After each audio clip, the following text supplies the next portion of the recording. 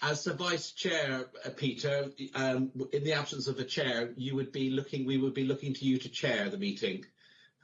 Well, thank you for dropping that on me at the very last minute. When you took on the role of vice chair, Peter, that's we're now live. Right. Well, I'm very happy to chair. So, good afternoon, everyone. Welcome to TFN General Purposes Committee. Running through the agenda. Welcome and apologies. Are there any apologies? No. So, we have had apologies. Just let me get those up on my screen. So we've had apologies from Mayor Burnham, Councillor Swinburne and Councillor Waltham. Thank you. Declarations of interest. Members are required to declare any personal, prejudicial or disclosable pecuniary interest that they may have relating to items on the agenda and state the nature of such interest. Are there any declarations of interest? No, that's fine. So we're on to item 3, which Julie is going to take us through in terms of review of the Constitution. Over to you, Julie. Yes, thank you, Chair. So I'll just take you through it as briefly as I can. It's a wide-ranging report and it covers both a number of higher-level considerations of TFN's work in the future and the way it's likely to impact on our Constitution, as well as a number of areas where we've got some more practical considerations that are suggested for specific recommendations to be taken to March board to address some of the points which have been raised at earlier board meetings. So a good place to start is the regulations, which established TFN as a public authority. As we know, we're currently unique in status as the only subnational transport body which is statutory. And obviously we have the need for a constitution, and that's all briefly set out in the first section of the report. Moving on to the main issues section, we set out there what the Constitution stipulates that we have to undertake, what we've done so far by way of reviews, and that given the current position at TFN following the recent restructure, and now we've had statutory status for almost 5 years, it's a good time to undertake a root and branch look at the Constitution, albeit one which is also, where possible, as light touch as possible, with no drastic changes to the current fundamental governance structure proposed at this stage. We are, however, inviting members to consider and open up a debate on how we can potentially develop our partner working relationships and how the board and potentially the vice chairs in the future might potentially help with this.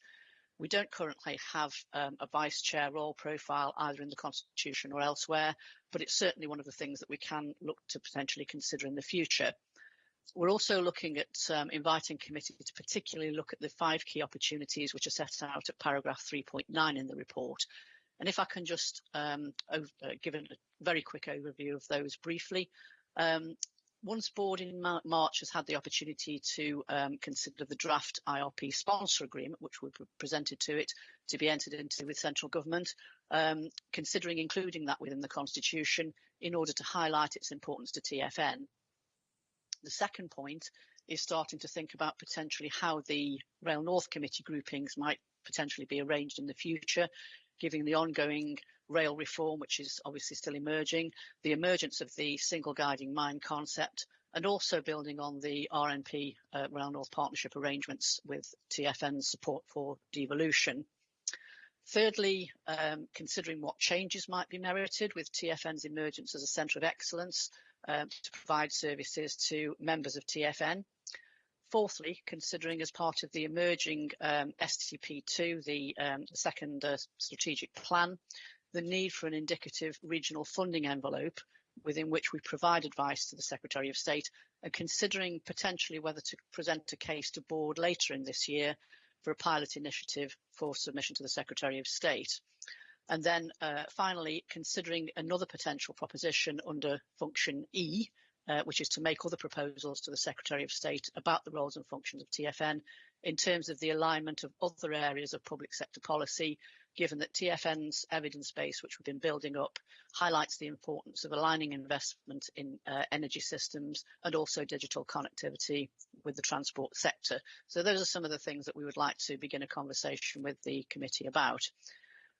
Alongside those are some more general areas for consideration, and the report also refers to the monitoring officer's current delegated power, which I have, which is outlined at 3.6 of the report, and in consultation with the Chief Executive required, the proposal is to use that to make all of the necessary minor practical updates to reflect the reorganisation, and in due course we'll obviously cite committee members on those for prior information before they're implemented. That's in order to not have to bring every tiny change to members before that's made, but there will be obviously a transparent process in place to deal with that. Following on from that, it's also proposed within the report that the monitoring officer delegation be slightly widened as set out in paragraph 310. There are, for example, some constitutional aspects, such as the lack of reference to the election of a chair and vice chair for Rail North Committee and the Audit and Governance Committee, which do ideally need to be addressed, but they don't fall within the ambit of the current delegation. So on the basis that it's obviously right and proper to retain overall control of the constitution at board level, but also potentially makes sense to allow officers to more effectively and efficiently make improvements which don't affect fundamental principles, the wording at 310 is suggested for the delegation going forward. If that's supported and if that's recommended to board and approved by board, it would add in the ability for officers to improve reference to the existing legislation and improve operational processes, provided that no financial thresholds are increased. So in this case, obviously a matter for members to consider whether you feel that that's appropriate, but the intention would be to streamline, ensuring that the Constitution remains as up to date as possible operationally, and avoid board having to approve relatively minor updates when its time could be used in other ways. As to the Audit and Governance Committee, as set out in 3.11, although we've increased recently the number of constituent authority member seats from 5 to 6, we only have 3 of those filled at the moment, and 1 member is due to step down in March. And it has proven difficult recently to secure candidates for these roles, not least because at present they have to be board or board substitute members, and obviously the call on members' time is clearly involved from their own authorities as well, is very substantial. So the suggestion is that if supported by General Purposes Committee and ultimately approved by board, that pool could be widened to include any elected member of a TFN constituent authority, would then have a wider pool of members to potentially draw upon. The regulations themselves don't oblige TFN to have only board members on its A&G committee. In fact, they don't oblige it to have an Audit and Governance Committee at all, although clearly, given the ambit of the committee's terms of reference, it's important from a governance perspective that we do actually have that committee in place. But ultimately, widening the pool of constituent authority members eligible to sit on Audit and Governance Committee is something that TFN can implement if it wishes, as well as potentially helping address the quality issues. It could also potentially broaden and enrich the range of contributions from members as part of the debate. Just to move briefly onto the methodology for the selection of independent persons, in the hopefully unlikely event that disciplinary proceedings against a statutory officer were ever contemplated, the position which was reported to board last year is summarised in 3.12 to 3.14 of the report. And in short, in such a situation, a process is legally required and relevant independent persons have to be considered for appointment to a panel with a view to appointing at least 2 onto that panel. The independent members are defined in the Localism Act 2011, and they are those who also serve in relation to member complaints in the constituent authorities. TFN doesn't have a member code of conduct as its own, as we know, because all the constituent authorities have their own, and consequently TFN has not appointed any such independent persons. So the Constitution rightly sets out the legal requirements around the necessary process, but not as yet any form of detail relating to the order of selection of the independent persons who are engaged by the other authorities. If the need arose, that lack could potentially cause a practical issue. So however remote it's considered that the possibility may be, it does seem sensible to address that at this point. There isn't any obvious preferable method to use because obviously TFN is unique and has no real peers to turn to for a precedent. but some of the possible solutions are outlined in 3.15. So given that the current situation is that information gathering from the constituent authorities about their members and potential availability is still incomplete, the recommendation for now is that unless and until any future preferable method is put in place, working on either an alphabetical basis or starting with the largest constituent authorities and, as necessary, working down the list until suitable candidates are identified, be the recognised approach for the time being, again, should the need arise. Clearly, that would obviously be subject to the proviso in practical terms that if the officer objected to any of the potential candidates, that would have to be taken into consideration and potentially the list that worked down further until suitable independent persons were identified. But it would at least provide us with a framework to address the question of finding appropriate candidates from a practical point of view.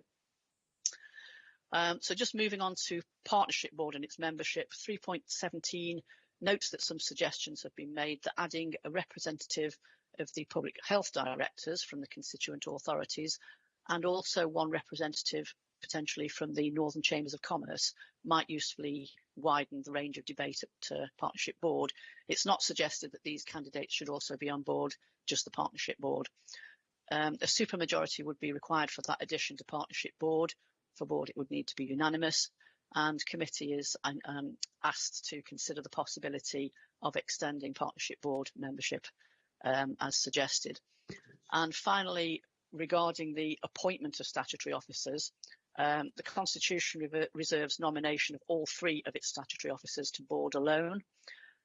Although legally, only the Chief Executive as the head of paid service must be appointed by Board.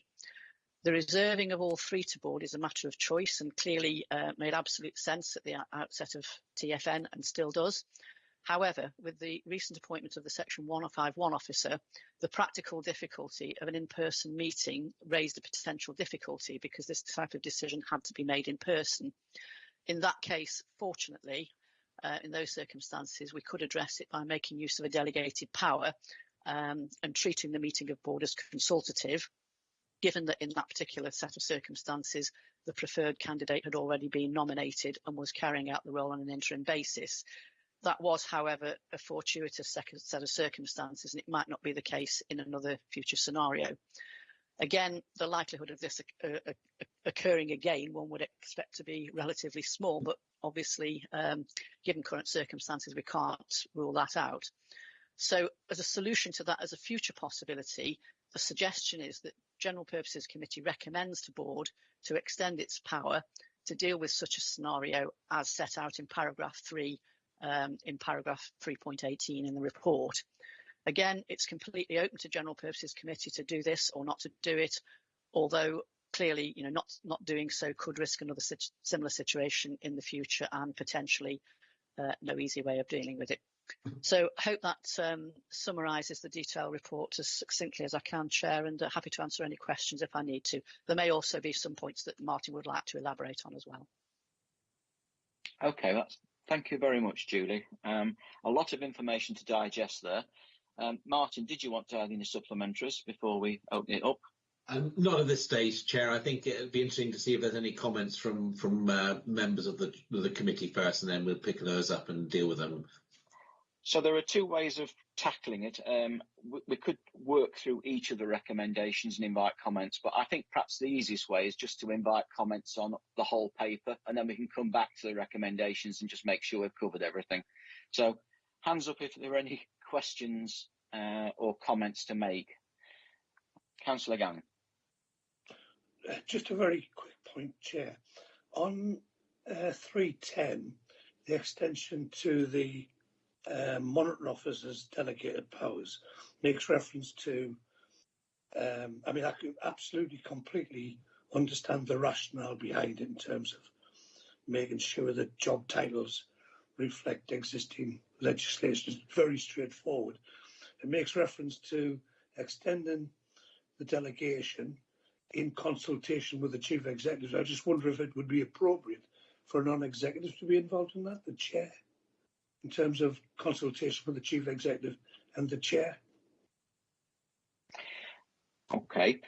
The part of 3.10, I think, which is new, is the improve operational processes provided no financial thresholds are increased. Is that correct? Is that the bit that we've added? Julie or anyone?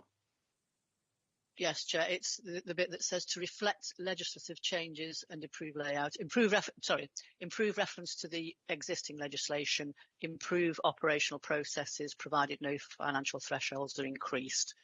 So it's the two that come before the last one about typographical errors. And so the suggestion is that there is some additional input beyond the monitoring officer in dealing with that. Is that right, Councillor Gannon? Is that the suggestion? Well, no, I didn't realise. So the existing constitution is that would be with consultation with the chief executive. I found that a little bit strange. I would have thought a non-executive would be involved in that process, but it's not a huge issue. I'm relaxed about it. I just was making the suggestion. Okay. Any thoughts on that, Chief Executive? I'll defer to Julie in her role as monitoring officers to advise about how we engage, whether there's a need for or the benefits of engaging with the chair. As Julie mentions, in effect it's an extension or an addition to an existing part of the Constitution. Julie, in your view, consultation with the chair? I'd be quite happy with that, Chair. Yes, so no difficulty at all. I guess the only question I'd have is whether that's in relation to the extended part or the additional part, because there will be, obviously certain day-to-day changes that I would potentially consider making where that might be a little bit overkill, if you like, for consultation with the chair as well. But basically, I don't have any difficulty with that, and I'm quite happy with that if that's what members feel is appropriate. Okay. It would seem that the sort of things where the monitoring officer has this power are operational style things, which are more in the area of the chief executive than in the chair. Right. So I was happy with the chief executive wording in there, covering all of it, and the additional things are really designed to smooth the way, aren't they? Where it's talking about reference to existing legislation and operational processes. I think that we're talking about fairly routine things, no financial implications. Okay. And Chair, I think if we were getting into more challenging areas like financial thresholds, etc., then there are mechanisms that we would do that, which would involve the non-executive, the membership of the board. So I think your understanding of that, where it is about enabling us to deal with the day-to-day operational issues and tidying up and typographical errors. I think that kind of does feel it's more appropriately dealt at an executive level. It's quite clear where the limits would exist under that part of the Constitution, and I think if members are comfortable, it's just kind of making it easier to deal with some of those things, but without fundamentally changing the nature of the Constitution as we currently have it. Okay. Chair, I'm quite happy with the explanations that have been given, and I'm already regretting having raised them. Don't regret having raised them. That's why we're here. So, other questions? Any other hands? Councillor Little. Yeah, thanks for that. And just going back to the last debate there, if the chief executive and the chairman aren't in constant contact, we've got a problem. Yeah. That they need to be talking and they need to be sharing what actions they're both taking. I would just support Julie's recommendations for the Audit and Governance Committee as one of the members that's going to be standing down in March, the end of March. by simply the fact that when I joined the Audit and Governance Committee, it had met on 3 previous occasions, but hadn't been quorate, and therefore hadn't been able to do the work on behalf of the board that it's designed to do, Peter. And it's vitally important for the running of this organisation as we see it today and in the future, that it has a strong Audit and Governance Committee. And I would recommend that the suggestions there go forward. Thank you. I share your comments and concerns about audit and governance. As a chartered accountant, it's at the centre of everything I do in terms of governance. So we do need a very strong function, and it needs to be quorate at all times. So they do seem sensible amendments to me too. Other comments? Chair, if I might just make sure with a couple of things. Julie, in her introduction, mentioned the point about being a bit more explicit about the role of the vice chairs. This is for the vice chair for the majority and minority groups. I mean, it is custom and practice at the moment that myself and the chair of the board do meet with the vice chairs on a regular basis. We think, myself and the chair both find it very helpful to have those regular conversations with the vice chairs, because the vice chairs in effect are representative of the board, the rest of the board membership. And I think my observation is having the role of the vice chairs more explicit would actually strengthen our governance and strengthen the relationship between the chair and myself and the rest of the board. So I hope the board would be supportive of that. And just to be clear, in the area in paragraph 3.9 where we're identifying some of the areas where TFN might evolve and develop, we're just these are areas where we think it's a natural flow and evolution of what TFN is doing. There may be implications for the Constitution. What we're trying to do at this point is just get a sense of, do these feel like the areas where it is right for TFN to be evolving? If there are then constitutional issues, we will bring it back to the board with specific recommendations. But it's as much about giving a bit of a sense of an opportunity to talk about the evolution. And I think we've talked before in the past about things like the Northern Transport Charter and the importance of having some sort of financial framework within which we provide advice to the Secretary of State. That feels appropriate as we're moving forward with the Strategic Transport Plan. The ability to provide advice or to improve the alignment of what we do in transport with other areas of infrastructure, I think is being demonstrated with the work we've done on EV charging infrastructure, where we've worked closely with the energy system sector already. So I think, I hope these are areas where the board or the committee are comfortable that we start exploring, not to necessarily take leadership, but just that role that we can play about joining up some of the thinking to the benefit of outcomes for both businesses and communities. So those were particular areas, Chair, where I thought it would just be helpful to be reassured that the committee are comfortable with what we're proposing there. Okay.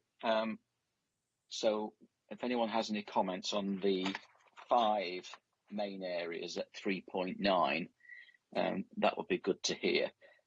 Martin, I would just like to add, as another one, the evolution of LEPs. Oh, yes. Because following the national LEP review, each area is going to be able to make changes, and that might then affect what presence the LEPs have on TFN, and indeed whether it's more appropriate to have a wider business representation if perhaps the LEPs might be downgraded in view of their financial responsibilities being taken away by government. So I just thought the area of LEPs could be a 6th one just to keep an eye on. Chair, I'd be very comfortable taking that. I understand. I think there's meant to be an announcement at some point in the very near future, which I don't think will come as a surprise to many members. But you're right.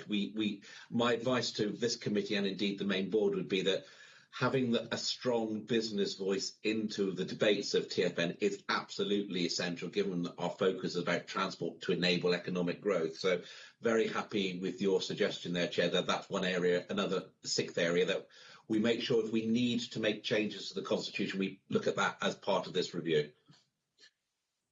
Thank you. So does anyone have any observations about the 5 areas, or indeed any other areas that perhaps should be added? Things just to be kept in view as things develop. Okay. I don't have any to add, but I think the Regional Centre of Excellence is something we must progress with and fully participate with. I think it's a saviour for us going forward. Okay, that's good. Okay, so it sounds as if, Martin, members are generally happy with the areas that have been identified in that paper, with the addition of the 6th item. Yep. And because there are no more hands up, shall we now go back to the recommendations and make sure that we've actually made all the comments on what we want to comment on? So I think we've got the Constitution as a whole, which is what we just talked about there, Yep. and the areas to focus on. The extension of the delegated power we have had a debate about, and that seems in order at 2.3. The membership of the Partnership Board we haven't specifically discussed, and there is a specific proposal there to widen it out to have representation from a Director of Public Health, or for the Directors of Public Health to nominate someone to come on. That would seem a sensible development after the pandemic. And there is also a suggestion for the Regional Chamber of Commerce representative to come on. I found that a little bit strange, I have to say, because we do have 11 LEPs already representing business across the North. And I wondered why we thought that we needed to have further business representation. So, Chair, on that particular point, I think we have done some work with the Northern Regional Assembly, the Chambers of Commerce, in addition to working with the LEPs. This is about their involvement potentially in the Partnership Board, not the main board, where the main board is through the LEPs. I think my perspective would be it would give another business perspective alongside that which is provided by the LEPs. I think it would be helpful to have that view. You've already made the point about the Directors of Public Health, and of course I'd remind the committee that at the last TFN board we had a debate about the link with public health, that the work we've been doing there, and indeed that's part of the business plan moving forward. So I think it's about a representative from the Northern Chambers, one representative, not the same number that we have from the LEPs. I think it would add value. I think it would add us a slightly different perspective, but very happy to be steered by the committee in terms of what we recommend to the main board. Okay. And I also wondered about an industry association like the RIA, and to what extent we've got somebody representing the supply chain within transport. Who do we have at the moment? And is that something that you might consider? So I think, Chair, my immediate reaction to that would, I would ask if the committee wanted us to let us have a little bit of a think about that. I'm obviously aware of the Rail Industry Association. I would just make the observation that is very focused on one aspect of transport, and of course TFN is much broader than that. And in terms of some of the contribution from the wider supply chain, I suppose I'd be a bit nervous if we immediately focused on the Rail Industry Association. We seem to have quite a lot of conversation around rail, which I understand at times, but equally we've got to bear in mind we're a much broader transport sector. I think if the committee wanted us to think about supply chain, I would ask their indulgence to task us to go and have a look at that and see whether we pick it up through the executive conversations that we have as part of our normal engagement, or whether there's something particular that would be added value by having them as part of the partnership board. That's fine. So, does anybody have any further thoughts on Mayor Rotherham? Yeah, but my only thought on all of this is about balance, and quite rightly you just highlighted one on the business community. I won't open old wounds, but going right the way back, we were trying to get trade union representation on some of these things, and it has to be that very careful equilibrium. Otherwise, you're disenfranchising certain groups.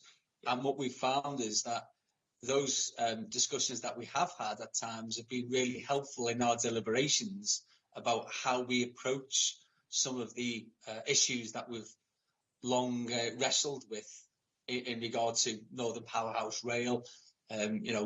What we need to do about ensuring that we have the right skills mix for the rail system, but also, as the Chief Executive has just alluded to there, we are broader than just rail, for instance, and those people do represent much greater groups than sometimes some people give them credit for. Thank you.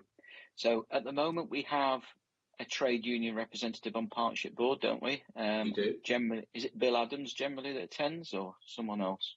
I think it changed last year, but they are definitely a member of the partnership board, yes.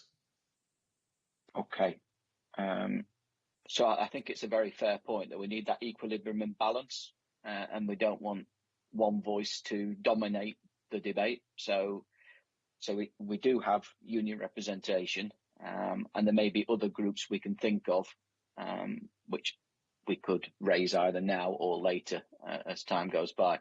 But I do agree that we can't really just have somebody supply chain rail. It was just an example of an area, and there are other bodies that may be relevant in the future just to take away and have a think about.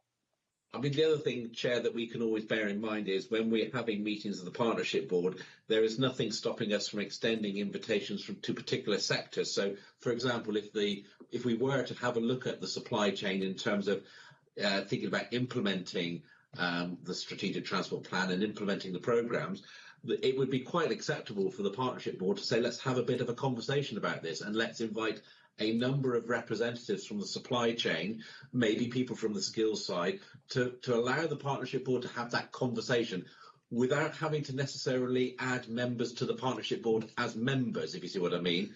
And I think that may be something as we move forward with the partnership board, we bear in mind, because I think what we're proposing as we move forward is we have shorter partnership board meetings, make them virtual so it's easier for people to attend, but have them focused around specific topics. And that kind of thing about supply chain could indeed be one that we think about, but I think maybe that'd be a way of picking up that particular issue and that representation without, as Mayor Rotherham has said, getting into inadvertently worrying about or getting into a concern about the balance of the actual membership of the partnership board. Okay, thank you.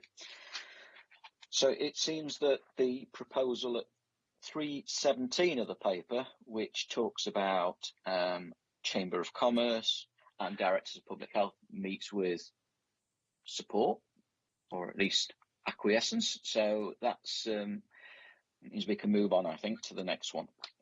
So 315 and 316 of the paper, which talk about independent persons. I think the suggestion, and correct me here, Julie, if I get this wrong, that 3 suggestions were put forward about working around all constituent authorities as the first one, and then 2 others. But the recommendation is number 1 is that in terms of how to get that person or persons. Yep. Does anybody have any comments on that? Otherwise, we endorse that recommendation. Okay. So I think that's fine. And then I think that covers everything up to 316. And then The last one is the appointment of statutory officers at 318, and we did have that train strike problem with the appointment of our 151 officer, and I think it did highlight the frustrations and impracticality of that particular aspect of the Constitution. So it seemed a very practical change to make. There was still ample opportunity for people to comment in advance if they wish to about the issue, the specific issue, but it seems sensible to have that ability to move forward with such an important office. And I think that, Chair, is the key thing. It just gives us the flexibility so that if we do have that unfortunate combination of circumstances where we're making an appointment to a statutory officer and it's a rail strike or there's a pandemic or there's some reason we can't meet in person, it just gives us the flexibility to make the appointments in consultation and in liaison with the membership. Right, thank you. Julie, have we covered everything that you needed us to cover in that paper? I think so, Chair. Yes, I think you've gone through them and dealt with everything. Thanks. Okay, thank you. So at this point, we have to exclude the press and public from the meeting, which I guess means turning the recording. Is it turning the recording off, or is it just... So, Chair, formally you just need as a committee to agree to exclude that. So you've got the wording on the agenda as to the basis for asking the committee to consider that and agree that. And I think you just need to formally ask the committee that are they content to do so, and then yes, we will move into private session. Thank you. So we are asked to resolve that the public be excluded from the meeting during consideration of item 5 on the grounds of the likely disclosure of exempt information as set out in item 4. So does anybody object? Everyone has agreed. So therefore we do exclude